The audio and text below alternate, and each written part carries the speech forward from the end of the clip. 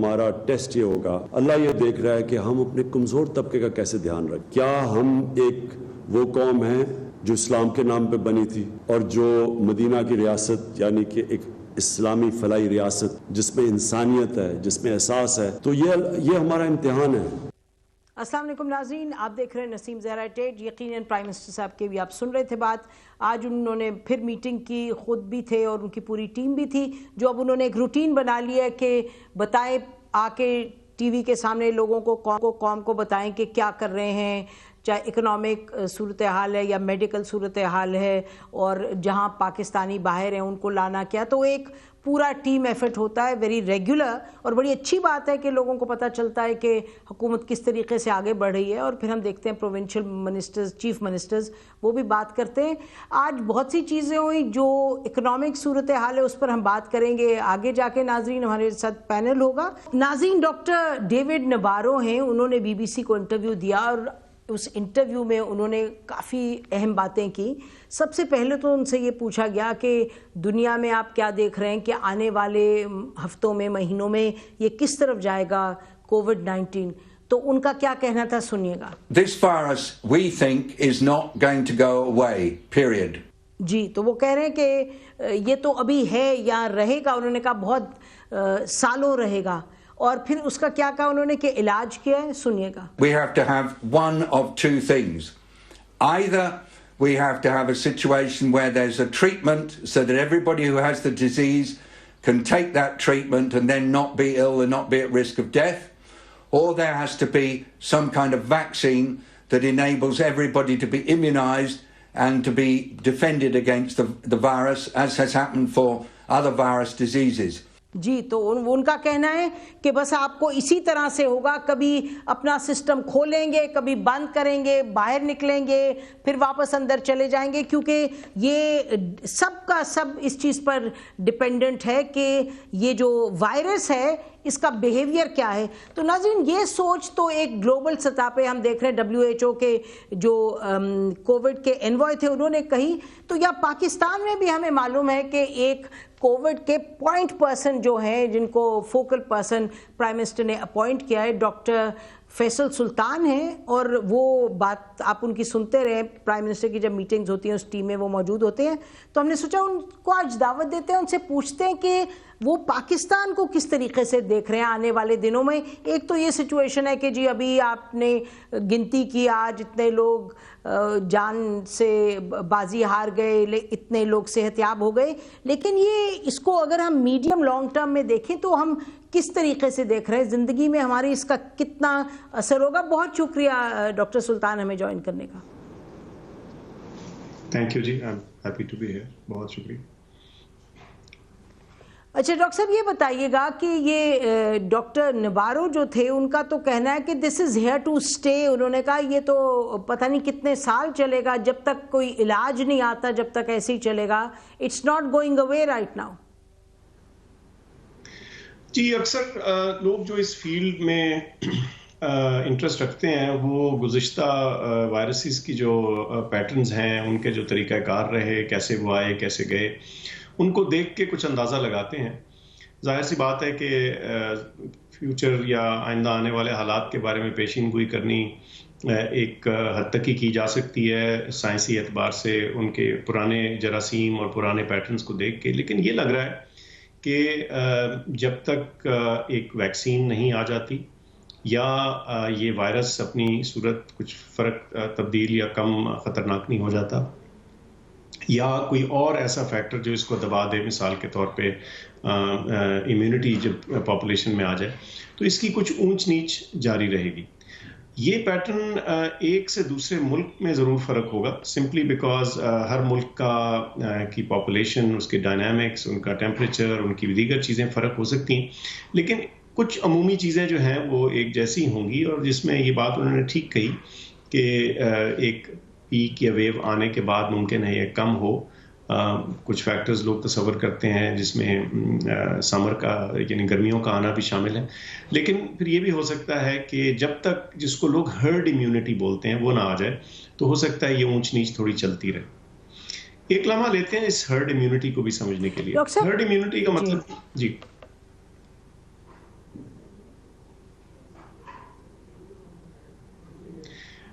یہ جو herd immunity کا آئیڈیا ہے وہ یہ ہے کہ ایک ہرڈ ہے، ریوڑ ہے جانوروں کا، یہ اس سے لیا گیا. اس میں جب کوئی بیماری نہیں آتی ہے تو بہت سے جانور جو ہیں وہ اس سے اثر انداز ہوتے ہیں، انفیکٹ ہوتے ہیں.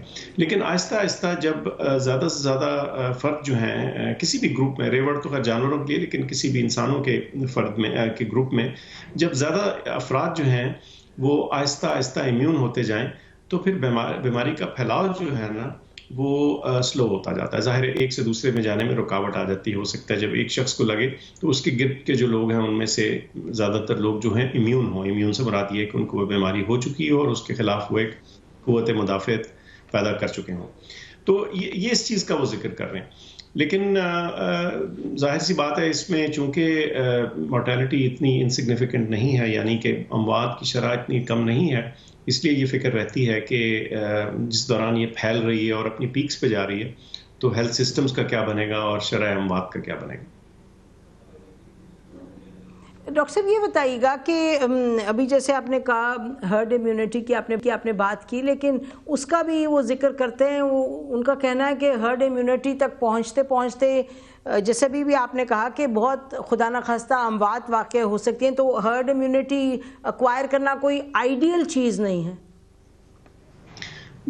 یقیناً، کیونکہ اس میں آپ کا کوئی اور ڈیفنس نہیں ہے نا، تو اس لیے ہرڈ امیونٹی کا تو مطلب ہے کہ 50 60 70% یا اس سے بھی زیادہ جو پاپولیشن ہے جب ان کو انفیکشن ہو جائے اور وہ امیون ہو جائیں تو اسی صورت میں ہی آتی ہے. اس کا مطلب یہ ہے کہ ملینز جو ہیں، لاکھوں بلکہ کروڑوں افراد جو ہیں وہ افیکٹ ہو سکتے ہیں اس سے پہلے کہ امیونٹی آئے. لیکن بات یہ ہے کہ ہم نے یہ بھی دیکھنا ہے کہ جو اصل شرح اموات ہے، جو ڈیتھ ریٹ ہے، وہ کیا اور کتنا اور کیسے ہے. کیونکہ اس سٹیج کے اوپر ہر قسم کی فگرز آ رہی ہیں اور ہر ملک میں تھوڑا تھوڑا فرق دیکھنے میں آ رہا ہے، کہیں زیادہ ہے کہیں کم ہے. اور جس سٹیج آف ایپیڈیمک کو آپ دیکھتے ہیں اس میں بھی یہ جو کیس فیٹیلٹی ریٹ جس کو لوگ بولتے ہیں، یہ فیٹیلٹی ریٹ اس میں تھوڑی بہت تبدیلی آتی ہے. اور اس کی کچھ وجہ ہیں. شروع میں جب نہیں ہوتی ہے بیماری تو کیونکہ آپ ارلی کیسز دیکھ رہے ہوتے ہیں کم ہوتی ہے، پھر جو سسٹم اس سے سیچوریٹ ہوتا ہے بیماری سے تو اموات زیادہ واضح ہونا شروع ہو جاتی ہیں. اس پہ بھی ڈیپینڈ کرتا ہے کہ آپ ٹیسٹ کتنے کر رہے ہیں، آپ کا سسٹم کی کیپیبلٹی کتنی ہے، بہت سے چھوٹے چھوٹے فیکٹرز ہیں. لیکن مین بات یہ ہے کہ وہ بالکل ٹھیک بول رہے ہیں کہ اگر ویکسین نہیں آتی تو یہ اگلے کئی مہینے بلکہ کئی سال تک یہ اونچ نیچ کا پیٹرن چل سکتا ہے. یہ تھوڑی سی کبھی لاک ڈاؤن تیز اور کبھی کم، اور پھر اس کو ٹارگیٹڈ اور اسپیسیفک لاک ڈاؤن کرنے کی ضرورت ہے. اور میں سمجھتا ہوں کہ یہ جو ہم جس کا ذکر بھی کیا تھا پرائم منسٹر صاحب کی بریفنگ کے دوران، یہ جو ٹیسٹنگ اسٹریٹجی ہے اس کا کیا مطلب ہے کہ آپ جو لوگ پازیٹیو ہیں ان کے گرد ایک حصار باندھیں، آپ وہاں لوگوں کو ٹیسٹ کریں اور ان کو ہدایات دیں اور ان کے ہاں ان کی جو موومنٹ ہے اس کو ریسٹرکٹ کریں، اس جگہ ایک ٹارگیٹڈ سا لاک ڈاؤن کریں بجائے اس کے کہ سارا ملک بند کرنا پڑے. تو جس کی ایپیٹائٹ، جس کی ممکن نہیں رہتا کچھ عرصے کے بعد، وہ فیزیبل ہی نہیں رہتا. تو یہ میں سمجھتا ہوں کہ لانگر ٹرم میں اس چیز کو ٹیکل کرنے کے لیے یہ بہت ضروری ہوگا کہ تمام ملکوں کے پاس ایک کیپیبلٹی ہو کہ وہ یہ ٹارگیٹڈ قسم کی اسٹریٹجیز کو بروئے کار لا کے اس چیز کو روکیں اور اس پہ قابو پانے کی کوشش کریں. جی آج بھی جب ہم دیکھ رہے تھے صبح، میرے خیال ڈاکٹر یاسمین راشد صاحبہ کہہ رہی تھی کہ شاید 11 یا 12 جو علاقے ہیں کسی شہر کا ذکر کرنی تھی کہ ان کو کیا ہے، سیل کیا ہے. تو جیسے آپ کہہ رہے ہیں ٹارگیٹڈ تو ہو رہا ہے، ایز وی اسپیک تو ہو رہا ہے. اگر کہیں ایز اپ کیا ہے تو کہیں جہاں کیسز آئے ہیں تو وہاں ایکسیسو نہیں، غلط لفظ استعمال کیا ہے، وہاں سٹیپس لیے جا رہے ہیں سیل کرنے کے. ڈاکٹر صاحب یہ ایک اور جگہ ہم پڑھ رہے تھے، یہ نیو یارک ٹائمز میں وہ سائنٹسٹ کا کچھ انٹرویو تھا تو ان سے پوچھا گیا کہ جلد سے جلد جو ویکسین کسی چیز کے لیے ایجاد ہوا ہے، نکلا ہے، بنایا ہے، کتنی دیر لگی؟ تو انہوں نے، ایک سائنٹسٹ نے کہا 8 سال لگے ویکسین بنانے کے لیے. دیٹس دا کوئکسٹ کسی اس طرح کی وبا کے لیے ویکسین بناؤ. از دس ٹرو؟ جی اکثر ویکسین کا پروسیس بہت لمبا ہوتا ہے. 2-3 مسائل ہیں. ایک تو یہ کہ کچھ وائرسز اپنی شکل تبدیل کرتے ہیں اور ان کے لیے ویکسینز بنانا اتنا آسان نہیں ہوتا. مثال دیتا ہوں آپ کو، یہ جو انفلوئنزا کا ویکسین ہوتی ہے یہ ہر سال نہیں بنتی ہے، ہر سال کا ایک نیا ماڈل آتا ہے. اس سال کا جو انفلوئنزا وائرس ہے اس کی جو شکل و صورت ہے یا جو اس کی جینیٹکس ہیں اس کو پریڈکٹ کیا جاتا ہے ویریس چیزوں کے ذریعے، اور پھر اس کے مطابق نئی ویکسین بنتی ہے. جو سرے سے نئی ویکسینز ہیں ان کو بنانے میں اس لیے بھی ٹائم لگتا ہے کہ یہ کئی دفعہ نہیں معلوم ہوتا کہ وہ کون سی اینٹی باڈیز ہیں یا وہ کون سی چیزیں ہیں جو نیوٹرلائزنگ ہوتی ہیں، گویا وہ آپ کو پروٹیکٹ کرنے میں مدد کرتی ہیں. اچھا، پھر ایک دفعہ آپ نے ایک پروف آف کانسیپٹ بنا بھی لیا تو پھر اس کو اسکیل اپ کرنا ہے. ظاہر ہے تھوڑے لوگوں کی ضرورت تو نہیں ہے اس وقت، تو اربوں لوگ جو ہیں اس کی مانگ رکھتے ہیں، تو سڈنلی پھر ایک ڈیمانڈ بہت آسمان پہ چلی جائے گی اور پھر آپ کو پرائرٹائز کرنا پڑے گا کہ آپ کس کے لیے یہ استعمال کریں. تو ویکسین بالکل آنے کی اس کی امید ضرور ہے. ہاں، یہ میں آپ کو بات بتاؤں کہ جو نئی ٹیکنالوجیز ہیں اس سے یہ چیزیں قدرے ایکسپونینشلی تیز ہو گئی ہیں. کئی دفعہ لوگ جو ٹارگٹس ہیں وائرس کے جس کے خلاف آپ نے اینٹی باڈی کرنی ہے، کچھ اس کو نئی کمپیوٹنگ کے ذریعے، نئی کیپیبلٹیز کے ذریعے، جینومکس اور اس کے جو انٹرپلے ہے ان ساری نئی ٹیکنالوجیز کا، ان کے ذریعے تھوڑا سا تیزی ہو سکتی ہے. لیکن اگر کسی کا یہ خیال ہے کہ یہ چند دنوں میں اور چند ہفتوں میں ویکسین بن جائے گی تو میں سمجھتا ہوں یہ غلط خیال ہے. یہ بہت زیادہ آپٹیمسٹک آئیڈیا ہے. جی، لمبا پروسیس ہے، بالکل لمبا پروسیس ہے. اور پھر اس کے بعد ناظرین پلازما کی ٹریٹمنٹ، اینٹی باڈیز پہ اور اینٹی باڈیز کا انجیکشن وغیرہ، اس پر بھی بات کریں گے. اور ابھی آپ نے سنا ڈاکٹر صاحب نے بھی فرمایا کہ کتنی صورتحال ایسی ہے کہ کچھ پریڈکٹ نہیں کر سکتے، فوری طور پہ کوئی علاج نہیں، لیکن زندگی کو آگے چلانا بھی ہے. تو اب ہم سنتے رہے پرائم منسٹر سے بھی اور جو ایڈمنسٹریٹو اور پولیٹیکل بات بھی، لیکن ہم چاہیں گے کہ ڈاکٹر صاحب کے ساتھ بریک کے بعد آئیں اور پوچھیں گے ان سے کہ میڈیکلی فیزیبل کیا چیز ہے، کس طریقے سے آگے بڑھا جا سکتا ہے. After the break stay with us. Welcome back ناظرین. ہمارے ساتھ پاکستان کے focal person on corona virus کووڈ-19 ہے اور گفتگو ہم ان سے کریں اس پس منظر میں کہ WHO کے جو اسپیشل انوائے ہیں ڈاکٹر نبارو، انہوں نے BBC کے انٹرویو میں بڑی کلیئرلی کہا ہے کہ یہ جو ایک وائرس ہے کرونا وائرس، یہ ابھی رہے گا، لیکن اس کے اندر رہتے ہوئے زندگی کو آگے کیسے لے کے چلیں. ڈاکٹر صاحب، یہ ایک تو اس سے پہلے بھی کم ٹو دس ایشو آپ نے بھی ذکر کر دیا کہ گرمی میں کچھ فرق پڑے گا، لیکن جتنا پڑھیں، جتنا لوگوں کو سنیں پوڈ کاسٹ پہ یا کچھ جو سائنٹسٹ ہیں وہ سب کہتے ہیں کہ یہ گرمی والا فیکٹر بہت ہی کچھ اٹس ناٹ اسٹیبلشڈ، یہ بہت ریموٹ چانس ہے کہ گرمی سے یہ وائرس مر جائے.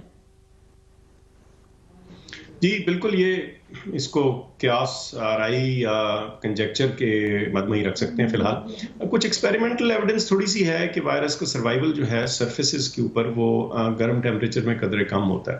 اب کیا اس سے ہمیں کوئی فائدہ ہو پائے گا، اس کی کیا ٹرانسمیشن کم ہوگی اس صورتحال میں، یہ آنے والے دن اور ہفتے ہی بتائیں گے. تو بالکل یہ صحیح بات ہے کہ یہ کسی صورت بھی یہ پروون بات نہیں ہے. اچھا ڈاکٹر صاحب، یہ بتائیے گا کہ جب ہم نے یہ کہہ دیا، آپ کو بھی میں سن رہی تھی آج آپ نے بار بار کہا کہ بہت خیال رکھیں، احتیاط برتیں. پرائم منسٹر بھی کہہ رہے تھے، مساجد کا بھی انہوں نے ایکسپلین کیا کہ ہم روک تو نہیں سکتے لیکن آپ جائیں تو بہت احتیاط برتیں، وہ جو SOPs بنے ہوئے.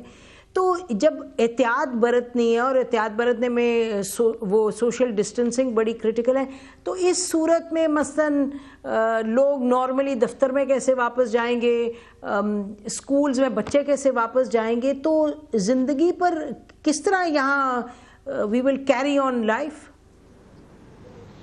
ہمیں اپنے آپ کو تبدیل کرنا پڑے گا. جی، اپنی ہر ایکٹیویٹی کو، ہر جو ہمارا کام ہے، عبادتوں کا آپ نے ذکر کیا، کام کا آپ نے ذکر کیا، اسکولوں کا آپ نے ذکر کیا، ہمیں دیکھنا ہوگا کہ ہم اس کا رسک ان تمام سچویشنز میں کیسے کم کریں. اب اسکولوں اور جو زیادہ ایلیٹ اسکولز ہیں وہاں تو یہ ریموٹ لرننگ وغیرہ شروع ہو گئی، مگر آئندہ پرابلم صرف یہ ہوگی کہ ہمیں سب سے بڑا مسئلہ جو پڑے گا وہ یہ کہ ہر اسکول میں اس قسم کی ریموٹ لرننگ کی کیپیبلٹیز جو ہیں وہ ممکن نہیں ہوں گی. ہمیں اپنے آپ کو ایڈجسٹ کرنا پڑے گا کہ وہ کیا طریقہ کار ہم کریں جس سے کہ ہم کام بھی کر سکیں اور جو بیماری کا خطرہ ہے اس کو بھی کم رکھ سکیں. تو یہ جو احتیاط ہیں جس میں مثلا ہاتھ نہ ملانا، ہاتھ کو صاف رکھنا، کھانسی کو کور کرنا، اگر آپ کو گلا خراب ہے، زکام ہے، بخار ہے، تو شاید پرانے وقتوں میں ہم کہتے ہیں کوئی بات نہیں یار، چلو چلے جاتے ہیں کام پہ، لیکن اس موجودہ صورتحال میں ہمیں اپنے آپ کو ایڈجسٹ کرنا پڑے گا. تو ڈاکٹر صاحب یہ بتائیے گا کہ آپ لوگ ایز یو سٹ ڈاؤن، آپ تو اب آپ فوکل پرسن ہیں اس پر، تو آپ لوگ کیا فیڈرل گورنمنٹ کوئی SOPs بنا رہی ہے یہ آگے دیکھتے ہوئے کہ یعنی اب نہیں 1-2 مہینے کے بعد سکولز بھی کھلنے ہیں، لوگوں نے اپنے نارمل زندگی میں واپس جانا ہے، ایئر لائنز اگر جہاز اڑائیں گی تو اس طرح کی تو سیٹنگ نہیں ہو سکتی اگر سوشل ڈسٹینسنگ کو مینٹین کرنا ہے، اور تو اس صورت کے لیے کچھ کام ہو رہا ہے جی، کوئی تھنکنگ ابھی ہو رہی ہے یا از اٹ ٹو ارلی؟ نہیں بالکل بھی ٹو ارلی نہیں ہے جی. اس میں کچھ انڈسٹریز اور بزنسز کے لیے تو ڈاکٹر ظفر مرزا ان کی منسٹری نے کچھ وہ بنائے تھے SOPs اور وہ جاری بھی کیے ہیں، لیکن آئندہ آنے والے دنوں میں یہ بڑا ضروری ہوگا کہ یہ جو دیگر انڈسٹریز ہیں، جو دیگر ورک پلیسز جیسے آپ نے بتایا، اسکول، کالج، یونیورسٹی، ان سب کے لیے کوئی نہ کوئی احتیاطی تدابیر لکھنی پڑیں گی اور ان کو فالو کرنا پڑے گا. جی آپ بالکل ٹھیک کہہ رہے ہیں. یہ بھی ہم جہاں بھی پڑھتے ہیں فیوچر کے بارے میں وہ کہتے ہیں کہ انسان کی اب زندگی کا جو آپ کے کپڑے ہیں ان کپڑوں کا حصہ اب آپ سمجھیں کہ ماسک ہوگا، ماسک کے بغیر جو ہے گھومنا پھرنا بڑا مشکل ہو جائے گا. تو اور ڈاکٹر صاحب یہ لاسٹ کویسچن کہ ہم نے دیکھا ہے کہ سنگاپور نے آج پھر سے کوئی لگایا ہے کرفیو کچھ دنوں کے لیے، May 1 تک کے لیے، اور ٹرکی نے بھی امپوز کیا، اور ہم نے دیکھا چائنا میں پھر سیکنڈ راؤنڈ آیا ہے اس کا کرونا وائرس کا. تو اس کا تو مطلب یہ ہے کہ پھر احتیاط ہے آگے آنے والے دنوں میں ہمارے ہاں بھی. جی بالکل، میرے خیال سے یہ جو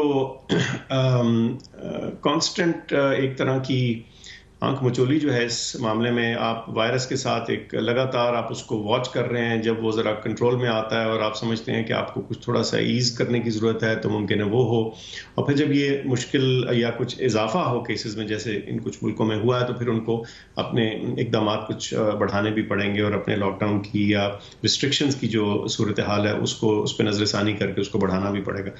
یہ چیلنج چلتا رہے گا جی، اور میں سمجھتا ہوں کہ ہمارے سارے جو ہیلتھ سسٹمز ہیں، جو ہماری ساری بزنس، میں خیال تمام تر معاشرہ، ساری دنیا کے جو سوچ اور ایکشنز ہیں وہ اس سے کچھ عرصے کے لیے کم از کم ڈٹرمن ہوں گے اور ماڈیفائی ہوں گے.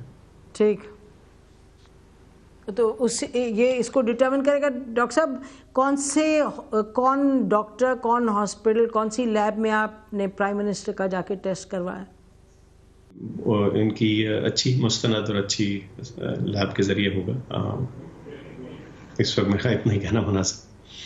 اچھا، بہت بہت شکریہ ڈاکٹر صاحب ہم سے بات کرنے کا. ناظرین لیتے ہیں بریک کے بعد ہم بات کریں گے جو بزنس کمیونٹی ہے وہ کس طریقے سے دیکھ رہی ہے سچویشن کو. ہمارے ساتھ تیلی صاحب ہوں گے کراچی سے اور Farooq Saleem sahab. Stay with us. Welcome back ناظرین. تو جیسے ہم بات کر رہے تھے پروگرام کے شروع میں کہ بہت سی ڈیولپمنٹس ہو رہی ہیں، کرونا وائرس کو کس طریقے سے ٹیکل کیا جائے اپنی جگہ، لیکن ساتھ ساتھ پرائم منسٹر جو پہلے دن سے کہتے رہے کہ اقتصادی صورتحال کو بہتری کی طرف لے جانا ہے، لاک ڈاؤن میں ایز اپ کرنا ہے اس کو، تاکہ جو عام لوگ ہیں، جو وہ شہری ہیں جو اقتصادی طور پہ پسے ہوئے ہیں وہ اور نہ پیسے جائیں. تو ایک طرف ہم دیکھ رہے ہیں کہ اس پر فوکس ہے، دوسری طرف بڑی دلچسپ جو ڈیولپمنٹس ہیں جو پہلے سے شروع ہوئی تھی، یعنی رپورٹس ہیں جو چینی اور گندم پر جو رپورٹس آئیں. آج بہرحال وہ تو اناؤنس ہو گیا کہ جو رپورٹ ہے فورینزک وہ 25 کی بجائے اب کچھ ہفتوں کے بعد آئے گی. تو لگتا تو اب یہ کہ شاید رمضان کے بعد آئے یا عید ہی کا تحفہ ہوگا، وہ اس میں ڈیلے ہو گیا. لیکن IPP کی جو رپورٹ ہے اس کو پبلک کر دیا گیا ہے، تقریباً یہ سمجھے کچھ ہی دیر میں ہو جائے گی. پارٹلی وہ پبلک ہو گئی ہے، لوگوں کو ریکمنڈیشنز وغیرہ سمری اس کی مل گئی ہے، اور اس پر بھی یہ طے ہوا کہ اب ایک انکوائری کمیشن بنے گی. IPPs کا مسئلہ آج کا نہیں، بہت یہ پرانا مسئلہ ہے، دیرینہ مسئلہ ہے. ہمیں یاد ہے کہ شوکت عزیز صاحب تھے فائنانس منسٹر پاکستان پیپلز پارٹی کی گورنمنٹ کے، اور سب سے پہلے انہوں نے آواز اٹھائی تھی کہ اس کی انویسٹیگیشن ہونی چاہیے، اور اس وجہ سے کیونکہ سرکولر ڈیٹ کا مسئلہ تھا. تو بہرحال اس پر بات کرتے ہیں. ناظرین ہمارے ساتھ موجود ہیں جو اقتصادی صورتحال کے حوالے سے بات کرنے کے لیے سراج قاسم تیلی صاحب، چیئرمین ہیں بزنس مین گروپ کے، اور اس کے علاوہ کراچی چیمبر اینڈ کامرس کے رہ چکے صدر بھی. بہت شکریہ تیلی صاحب آپ نے ہمیں جوائن کیا. اور ناظرین ڈاکٹر فاروق سلیم صاحب ہیں جو کہ جن کی بہت گہری نظر ہوتی ہے ان چیزوں پر، اکانومی پر اور پولیٹیکل اکانومی پر. تو اس سے پہلے تیلی صاحب آپ کے پاس آئیں. فاروق ویری کوئکلی اور ٹیک آن یہ جو آج ڈیولپمنٹس ہوئی ہیں. آئی پی رپورٹ کے حوالے سے نسیم آپ پوچھ رہی ہیں تو اس کا لب لباب کچھ ایسا ہے کہ انہوں نے بڑے واضح طور پہ رپورٹ نسیم بہت اچھی لکھی گئی ہے، بہت لمبی ہے لیکن بڑی کمپریہنسو رپورٹ لکھی گئی ہے. دو باتیں اس میں جو دیکھنے کی ہیں، پہلی یہ کہ انہوں نے ہمیں ایک اماؤنٹ بتا دی ہے کہ پچھلے 26 سال میں 1994 کی پاور پالیسی آج تک پاکستانی صارفین کو، بجلی کے صارفین کو کتنا ٹیکہ لگا. اور دوسری انہوں نے یہ بات بتا دی کہ کون اشخاص ہیں، کون سی کمپنیز ہیں جنہوں نے یہ ٹیکہ لگایا. جو ٹیکے کی اماؤنٹ سب ٹیکے جمع کرنے کے بعد رپورٹ میں بتائی گئی ہے وہ ہے 5,823 ارب روپیہ. رپورٹ یہ کہتی ہے کہ پاکستان کے صارفین کو ایکسس چارج کیا گیا اور اس کی اماؤنٹ ہے 5,823 ارب روپیہ. اگر اس کو ہم بانٹ لیں، پاکستان میں تقریباً 2.5-3 کروڑ جو بجلی کے صارفین ہیں، بجلی کے کنیکشنز ہیں، تو آپ سمجھیے کہ ہر پاکستانی بجلی کے صارف کو تقریباً 2.5 لاکھ روپے کا ٹیکہ لگا ہے. یہ بہت بڑی اماؤنٹ بن جاتی ہے اگر ہم اس کو ضرب دے دیں اور 5,823 پہ پہنچ جائے. دوسری بات جو رپورٹ میں بڑی واضح طور پہ لکھی گئی کہ یہ ٹیکہ کس نے لگایا. اورینٹ گروپ کا ذکر ہے جس کے مالک جو ہیں وہ ندیم باور صاحب ہیں جو کیبنٹ کا حصہ بھی ہیں. اورینٹ کا ذکر نسیم رپورٹ میں 22 مرتبہ کیا گیا ہے اور بتایا گیا ہے کہ اضافی پروفٹ جو ہے وہ اورینٹ نے تقریباً 1 ارب روپے کا وصول کیا ہے حکومت سے. پھر 41 دفعہ ذکر کیا گیا ہے JDW کا جو جہانگیر ترین صاحب کی کمپنی ہے. اس میں کہا گیا کہ ان میں جو ایکسس پروفٹ ہے وہ 2 ارب کا لیا گیا. پھر RYK کمپنی کا نام ہے جو خسرو بختیار صاحب کی فیملی کی کمپنی ہے، اس کا ذکر رپورٹ میں 15 مرتبہ کیا گیا ہے اور کہا گیا کہ جو ایکسس پروفٹ ہے وہ 1 ارب روپے کا ہے. پھر شریف فیملی کے حوالے سے ان کا ایک پاور پلانٹ ہے جو چنیوٹ کہلاتا ہے، اس کا ذکر 10 مرتبہ ہے پوری رپورٹ میں اور ایکسس پروفٹ جو ہے وہ 1 ارب روپے کا ہے.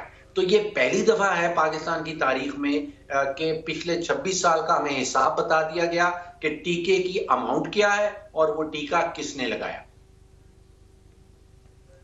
تیلی صاحب آپ بتائیے گا کہ ایز اے بزنس مین جنہوں نے کافی ہمیشہ آپ بات کرتے رہے بزنس مین کے حقوق کی اور جو زیادتی ہوتی ہے اور جو انسینٹیو ملنے چاہیے نہیں ملتے، آپ کس طریقے سے دیکھتے ہیں؟ آپ کا کیا خیال ہے یہ جو رپورٹ آئی ہے آئی پی پیز کی وہ بزنس کمیونٹی اس کو کس طریقے سے دیکھے گی؟ کیا ان کو نظر آئے گا کہ کیا انٹینشن ہے بیہائنڈ دس؟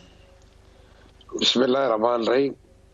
جیسا کہ آپ نے کہا نا، میں تو آپ کو سمپل طریقے سے ایک بات کہوں گا کہ یہ آئی پی پی 94 میں آئے اور 94 سے اب تک 2-3 پالیسیز آئی ہے. اب اگر پالیسی سے ہٹ کے کسی نے کمایا ہے کوئی چیز غلط کر کے تو وہ تو غلط ہے، مگر اگر پالیسی اگر ایسی تھی، اس لیے کہ اس زمانے میں مجھے یاد پڑتا ہے کہ پالیسی ایسی تھی کہ کوئی بجلی کی شارٹیج تھی اور بڑی لکریٹو پالیسی تھی تاکہ لوگ آئے اور پاور پلانٹس لگائے. تو میرے خیال سے اگر ود ان دا پالیسی کوئی رہا ہے تو پھر اس کو کہنا کہ یہ پروفٹ کیوں کمایا، دیٹ از رانگ. مگر اگر پالیسی سے انحراف کر کے کوئی انلیگل کام کر کے کسی نے پیسے کمائے ہیں تو پھر وہ پاور پلانٹس ہو یا آئی پی پیز ہو کہ کوئی بھی business man who, wrong is wrong, وہ اس میں کوئی دو رائے نہیں ہونی چاہیے. مگر اب یہ دیکھنا پڑے گا کہ یہ سارے پاور پلانٹ جو 26 سال میں جو آئے ہیں وہ سارے کے سارے لیگل کام کیا ہے کسی نے. اگر لیگل کام کیا ہے تو کس نے کیا ہے اور کون کون سے ہیں، اور انہوں نے پالیسی سے ہٹ کے یا قانون سے ہٹ کے کوئی چیز کی ہے تو پھر وہ ڈفرینشیٹ ہونے چاہیے. اس وقت تو آئی پی پیز جب کہتے ہیں تو A to Z سارے آئی پی پیز آ گئے. تو یہ بات تو درست ہے بالکل. اور ہم نے دیکھا کہ Asad Umar minister of planning نے آج جب اس کو پہلی دفعہ ذکر کیا آج اس کا رپورٹ کے کچھ تفصیلات بیان کی, تو اس وقت انہوں نے بڑی کلیئرلی کہا کہ تمام سٹیک ہولڈر سے, اور انہوں نے یہ بھی کہا جو انویسٹرز ہیں جنہوں نے آئی پی پیز میں انویسٹ کیا ہے ان سے بھی بات کریں گے, کیونکہ جو کام لیگل ہوئے ہیں وہ ہوئے ہیں, لیکن ایک ڈائلاگ کی ضرورت ہے. اس جو بھی مسئلے مسائل ہیں حکومت کو قیمت کے یا ریویو کرنے ہیں, کانٹریکٹس وغیرہ, وہ بہرحال دیکھا جائے گا. ناظرین بریک لیتے ہیں, بریک کے بعد واپس پھر ہم پتہ کریں گے اپنے پینلسٹ سے کہ بزنس کمیونٹی کرونا وائرس کو کس طریقے سے دیکھ رہی ہے, اور حکومت کے جو انسینٹیوز ہیں پلس جو ذرا ڈھیل دے رہے ہیں لاک ڈاؤن میں بزنس کمیونٹی کو, اس کا کیا فائدہ ہوگا اور آگے آنے والے دنوں میں, جبکہ یہ کہا جا رہا ہے کہ corona virus is going nowhere, ادھر ہی ہے ابھی. اسٹے ود اس.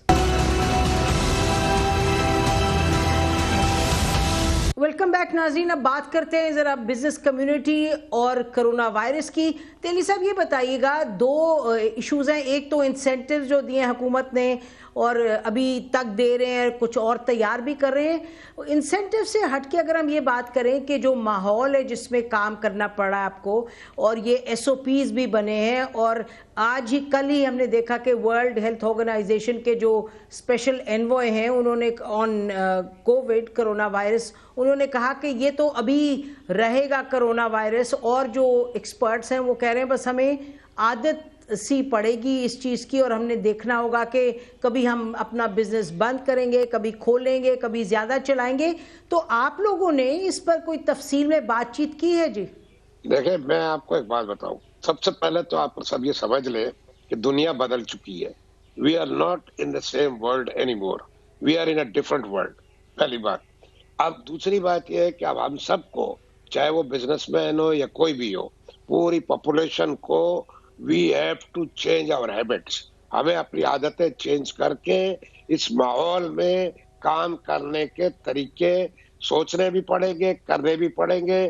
اور جس طرح کے سپیز وغیرہ ہے, جیسے ہاتھ نہیں ملانا, میں تو سمجھتا ہوں یہ وبا چلی بھی جائے گی, ہاتھ ملانا لوگ چھوڑ دیں گے.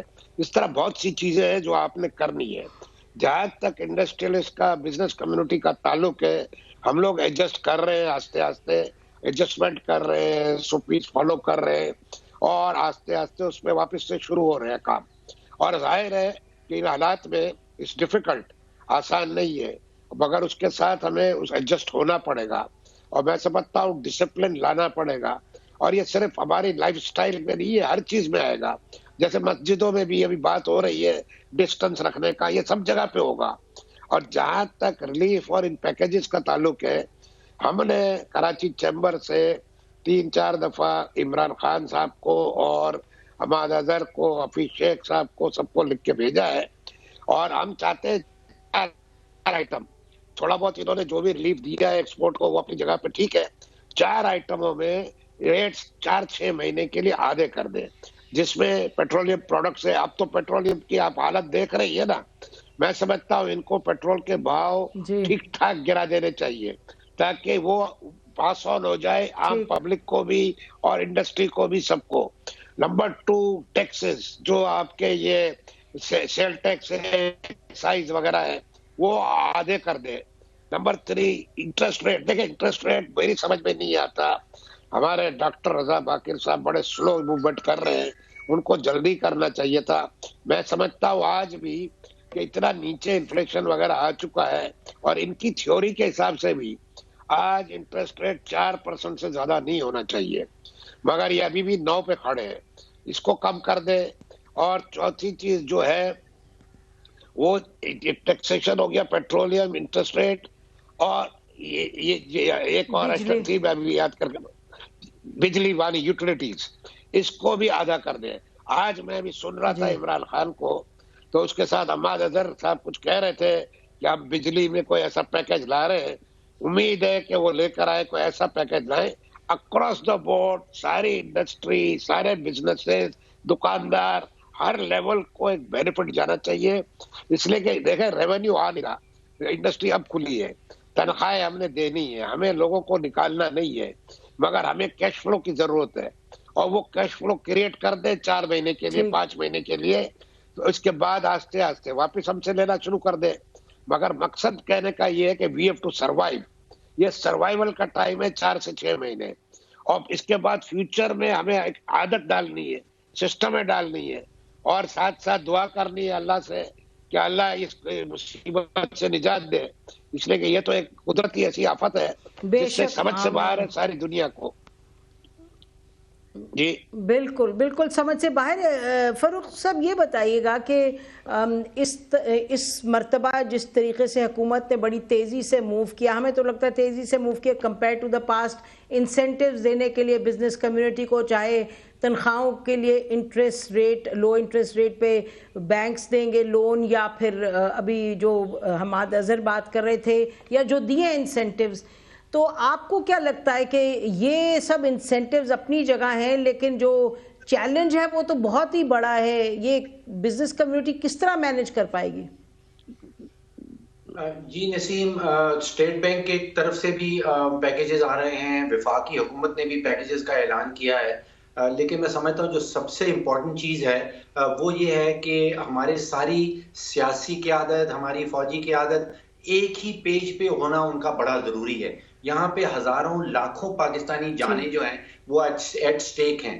مجھے محسوس یہ ہو رہا ہے کہ ہماری حکومت کنفیوزڈ ہے, یا ہماری حکومتی جو فیصلہ سازی مشین ہے وہ کنفیوزڈ ہے. دیکھیے, میں وائرولوجسٹ نہیں ہوں, میں ایکسپرٹ نہیں ہوں, میں آپ کو یہ نہیں بتا سکتا کہ لاک ڈاؤن ہونا چاہیے یا نہیں ہونا چاہیے, میرے پاس کوئی میڈیکل بیک گراؤنڈ نہیں ہے. لیکن وزیر اعظم صاحب مارچ کی 22 تاریخ کو ٹیلی ویژن پہ آئے, انہوں نے ہمیں بیٹھ کے ایکچولی فوائد گنوائے کہ لاک ڈاؤن نہ کرنے کے یہ فائدے ہو سکتے ہیں. 3:30 پہ ان کی یہ تقریر چل رہی تھی, اس کے 20 منٹ کے اندر اندر سندھ گورنمنٹ نے ایک نوٹیفیکیشن نکال دیا کہ ہم تو کمپلیٹ لاک ڈاؤن کی طرف جا رہے ہیں. شام کو بلوچستان حکومت نے فوج طلب کر لی, پھر پنجاب حکومت نے فوج طلب کر لی. 23-24 گھنٹے کے اندر اندر جو ڈی جی ISPR صاحب ہیں وہ ٹیلی ویژن پہ آئے, انہوں نے ہمیں بتایا کہ general Bajwa chief of the army staff نے ٹروپ کی ڈپلائمنٹ کا حکم دے دیا ہے.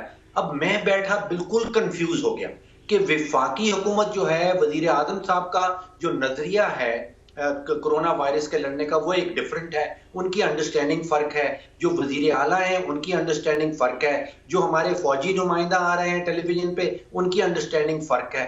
خدایا یہ 5 یا 6 لوگ ہیں جنہوں نے فیصلہ سازی کرنی ہے, یہ سب ایک کمرے میں بیٹھ جائیں, 4 وزیر اعلیٰ ہیں, 1 وزیر اعظم ہے, گلگت بلتستان کی حکومت ہے, AJK کی حکومت ہے, ایک فوجی نمائندہ بیچ میں کر لیں. کمرے سے نکلنے کے بعد ہمیں ایک صاف و شفاف کلیئرٹی سے ایک پیغام دے دے, لاک ڈاؤن ہے یا لاک ڈاؤن نہیں ہے. اس کے بعد 22 کروڑ پاکستانیوں کے اوپر یہ فرض ہے, لازم ہے کہ وہ حکومت کے فیصلے کے اوپر عمل درآمد کرے. تو وہ کنفیوژن دور نہیں ہو رہا, کوئی کچھ کہتا ہے کوئی کچھ کہتا ہے. پھر ایک جملہ وزیر اعظم صاحب نے استعمال کیا کہ جزوی لاک ڈاؤن کو 2 ہفتے کے لیے ایکسٹینڈ کیا جا رہا ہے. نسیم, آپ یقین جانیے کہ میں 1 گھنٹہ یہ جزوی لاک ڈاؤن ڈھونڈتا رہا کہ اس کا کیا مطلب ہے. اب ہر کوئی اس کی اپنی الگ سے انٹرپریٹیشن کر رہا ہے, تو خدایا ایک فیصلہ کر دیں, عوام کو کنفیوژن میں نہ ڈالیں. کنفیوژن میں نہ ڈالیں. کچھ لگتا تو ہے ویسے فاروق صاحب کے 4 پروونسز تو آپریشنلی لاک ڈاؤن ہی کی بات کرتے ہیں, ابھی بھی کرتے ہیں, لیکن ساتھ ساتھ 4 پروونسز بالشمول سندھ کے وہ بات کرتے ہیں جو تیلی صاحب میرا خیال ہے اس کو سپورٹ کریں گے کہ بزنس کمیونٹی کو تھوڑی سپیس دیں کہ کچھ ایکٹیویٹی بھی کرے. لیکن یقیناً یہ ناظرین پاکستان کا مسئلہ نہیں ہے, یہ دنیا جہان میں ہر ملک میں یہ سوال اب اٹھ گیا ہے کہ جی آپ نے لاک ڈاؤن کو کرنا بھی ہے, لیکن آپ نے کوئی سپیس بھی کریٹ کرنی ہے کہ کچھ ایکٹیویٹیز ہوتی رہیں. حالانکہ بات تو یہ کہ سنگاپور میں آج ہی مئی 1 تک تقریباً کرفیو کو ایکسٹینڈ کیا ہے. ٹرکی نے بھی 4-5 روز کے لیے کرفیو ایکسٹینڈ کیا ہے. امریکہ میں آپ دیکھ رہے ہیں کہ مختلف جو ریاستیں وہ مختلف پوزیشن لیے ہوئے ہیں, لیکن یہ سب کہہ رہے ہیں کہ لاک ڈاؤن ایک طرف آپ جاری رکھیں, دوسری طرف آپ کسی نہ کسی طرح سے یہ بھی سپیس کریٹ کریں کہ اکنامک ایکٹیویٹی ہو. Teli sahab, last word from you on this point before I close. میں سمجھتا ہوں کہ ابھی تک اللہ نے بڑا کرم کیا ہے, اور جس طرح ابھی 4 پروونسز نے اور پاکستانی فیڈرل حکومت نے جو کچھ بھی کیا ہے, دے ہیو ڈن گڈ اپنی اپنی سوچ کے حساب سے.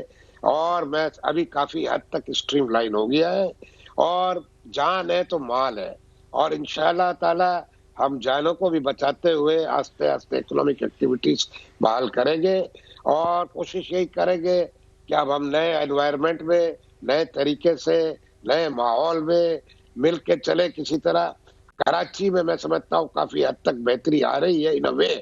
اب اگر رسک بڑا ہے، بڑا شہر ہے تو رسک بھی بڑا ہے، بس اللہ خیر کرے والا حصہ۔ بالکل بڑا شہر ہے اور دور کے قریب آبادی ہے۔ جی پروگرام کا ٹائم بھی ختم ہو رہا ہے ناظرین، اسی پر ختم کرتے ہیں، لیکن یہ کہتے چلیں کہ آج پہلی دفعہ شیخ رشید صاحب کی زبانی ہم نے یہ سنا کہ میں کہوں گا پرائم منسٹر کو کہ دوستی کر کے چلیں، سب کے ساتھ مل کے چلیں، سیاست ہوتی رہے گی۔ یہ بات ہمیشہ ذہن میں آتی ہے کہ اچھا ہو کہ سب مل کے چلیں، لڑائی جھگڑے ابھی سیز فائر کر دیں، سیاست کے لیے تو پوری زندگی پڑی ہے۔ ہماری طرف سے آج اتنا ہی، خدا حافظ، پاکستان زندہ باد۔